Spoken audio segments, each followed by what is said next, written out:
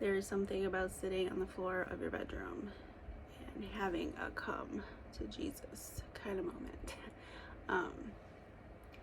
Hello friends, if you're new, I'm Nickie. I'm a homeschool mom to an only child. I am real and honest and vulnerable, and I don't ever sway away from topics or certain curriculum or just speaking what's on my mind. And today I just want to have a sit down with you, catch you up on what's been going on, and get real as if I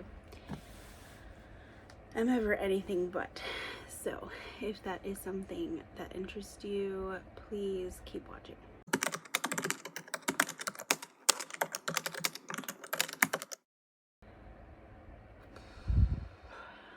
I have contemplated making this video like 15 times. I've probably started it 5 times and have started over. So this is not an easy one for me. We had a great start to our homeschool year and everything was going great. As great as I could have anticipated, because things have been different now for a while where, sorry.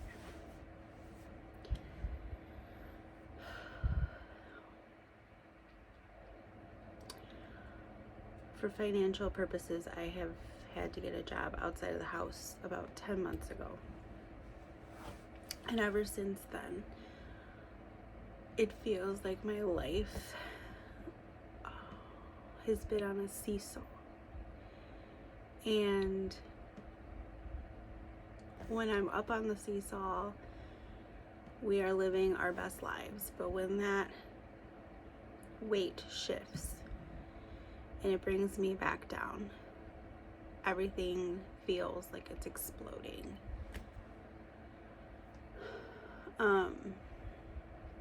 So while things were going really well in our homeschool since July when we started, and let me back up and explain, I think a lot of that was in part to the curriculum. We were doing a lot of independent curriculum. And as everybody knows, when you use curriculum, especially in the very beginning of the book, there's typically about a good quarter, I feel like, maybe a little bit less, of time where you are just reviewing. And I think I lost sight of that. And now that things and concepts are starting to get a little bit more in depth, a little bit more trickier, she is starting to struggle.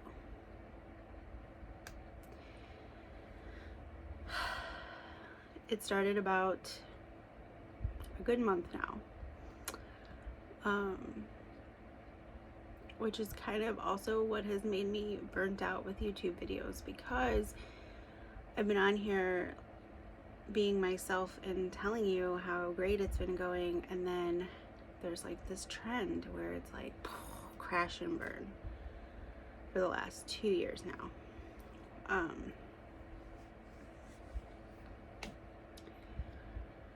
I am only one person.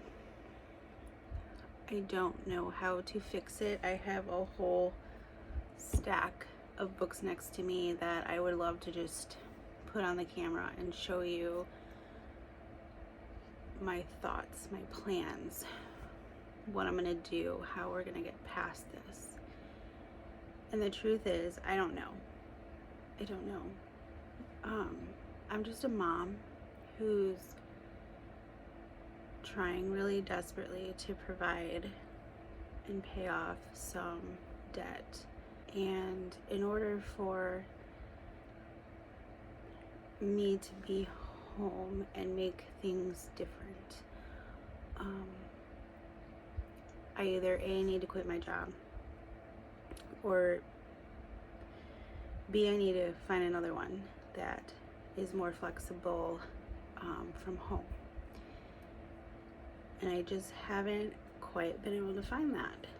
So here we are on the struggle bus. And I'll be honest, it's not just her, it's me too, because the days that I am home and we have things that we need to do together, it feels rushed.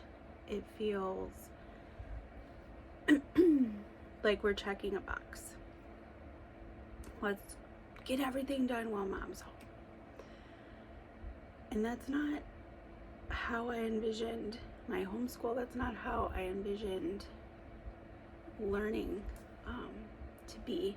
And it's been really hard to witness, because obviously on the days that I'm home, our schedules are packed because those are the only days we can do stuff. So her classes are on those days, the co-op, the doctor's therapy appointments, all of those are scheduled on those days. And so we take all of that and we add the weight of homeschool. And I'm like up to here and I'm stressed, and I'm trying not to be. I'm trying to know that this is just a season, but I feel like it's a really important season because she's getting older. And even though I know she still has a long way to go, I'm holding her up to a different standard that I probably shouldn't, honestly, because she's not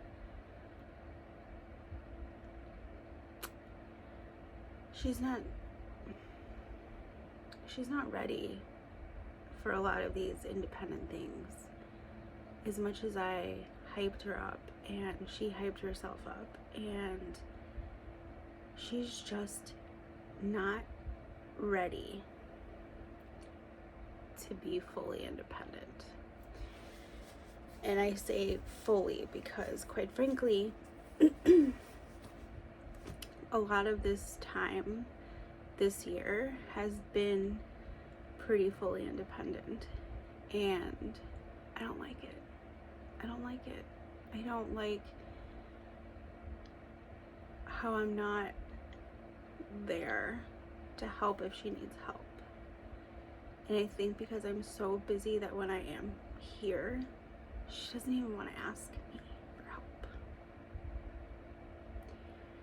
because she doesn't want to bother or interrupt the busy. And that's just been her personality her whole life. And I tell her over and over, and I ask her, are you done? Do you need help? And she's like, yeah, I'm good. But then when I go to check her work, I'm coming across like tabs that she's been putting in place for me to look at. And or like I'm comparing her lesson to our homeschool planner, and it doesn't match up. And I'm like, wait, I thought you're on lesson, 40 something. She'll be like, what? I don't know. And so now I know that there's some lessons that are being skipped, but I'm not necessarily seeing that because I'm not necessarily comparing it to the planner. So I'm not looking at like the lesson number per se all the time. And then when I go back, I'm noticing that it's because it's a hard topic that she's not quite grasping or understanding. But I only know that because when I'm going to check her work is not being completed, but the answers are. And I'll be like, okay, where's your notebook, your math notebook? And it's not in there either. And I said, well, that's fun. How did you get the answer? Or the work doesn't match up to the correct answer. So she admitted she's been asking Google for the answers. So as you could see, I went from like having the best seesaw moment where we're on top of it because we're on top of the world, everything's going great, because it really was. We were in review, we were doing things that she was very familiar doing. And now that it's starting to get into harder concepts and newer concepts, it's starting to shift the weight on the seesaw. This video is so hard because I could easily come on here and say, oh, it's going great, we're having the fabulous homeschool year. But like what was isn't what's happening. Now, we started a new history, and even though that's going really well and we like it, and I don't know how much we're retaining, me or her, as we do this, it's fun, and I don't know that I ever truly retained a whole lot of history myself unless it was something that I truly wanted to learn. So I'm questioning that now, right? Because I'm like, I feel like if you hadn't seen my video almost a year ago in February, I came out with What is Education? And I'll try to remember to link it down below if you want to look at it, but I'm kind of drawing myself back to this because I feel like I'm losing her in the sense that she's not enjoying. She's checking a box. She's saying, I got it done. But she's not truly learning from it. Except typically on the things that we do together. So, I think I'm changing everything. I'm changing our schedule. I'm changing how we're doing our schooling. I had bought a new science curriculum, and she's been kind of doing that independently as well, because it just so happens that, again, the days that I'm home, either A, we don't get to it because there's some kind of appointment or thing going on that it gets pushed, so she ends up doing it on the days that I'm not here. And I can't find a way to make the curriculum work without literally finishing it in like 3 years at this point. So I don't think she's overly loving it anyway, and it's very Christian. And as much as we are a Christian family, majority of our curriculum has been secular, and I don't know that I want to do science from a Christian point of view. So I will be sharing that science because I think it is good, and I think there are great things about it. So I do plan to do like my own review soon on it, but I don't think we're going to be continuing that. So I have a plan, but I'm really scared to execute it because it's completely out of my comfort zone. It is completely, you know, I come on here and I tell all these people all the time, I tell all my, you, all the time that do what works for your homeschool. Don't make it a traditional school just at home. Don't, if something's not working, stop. And I think because she really wanted it to work, and in her brain it is working, it's just not working the way I need it to work. But I come on here and I say all these things. They're very difficult things to do in your own homeschool, and I make that very clear, right? Like, none of these choices can be easy, and I feel like you have to choose your heart. You have to choose the hard choice that's still going to be the best choice for your family. And I think that means changing how we do school, when we do school, what we're going to be doing for school. And I'm completely changing my mindset. I am pulling back on some things. I'm adding some things and I'm taking some things out.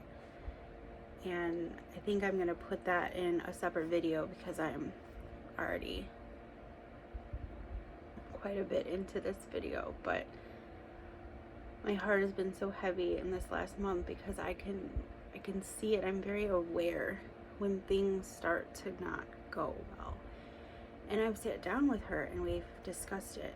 And I've told her, like, what can I do to make this better? What can I do to make this more fun? What can I do? What do you want to do? And we had a long conversation. And I think it's hard for her to pull away with her ADHD. Keeps her in routine. It keeps her in stuff that's familiar. And it's very hard for her to branch away from that. And it's very scary and intimidating. And I feel like when things new get added in, they're harder to accomplish, especially if I don't push that. And so I think I think we need a break. I know what you're thinking, like, wow, you're about to come up on your crazy break that you take in December, because we usually take the week of Thanksgiving till New Year's off completely. We'll do like Christmas schooling and stuff like that with like activities and fun stuff, but we usually do completely take a break. I've kind of hinted at it, but I don't know that we're gonna do that this year.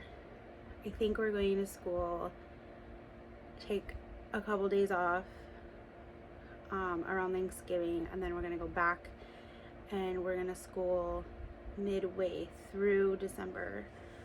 And the only reason why I'm doing it this way is because I think we're gonna take a week to 2 weeks off starting now, because December has proven that it's also been a really busy month. I mean, every single day I've had a doctor, an appointment, my annual, another annual.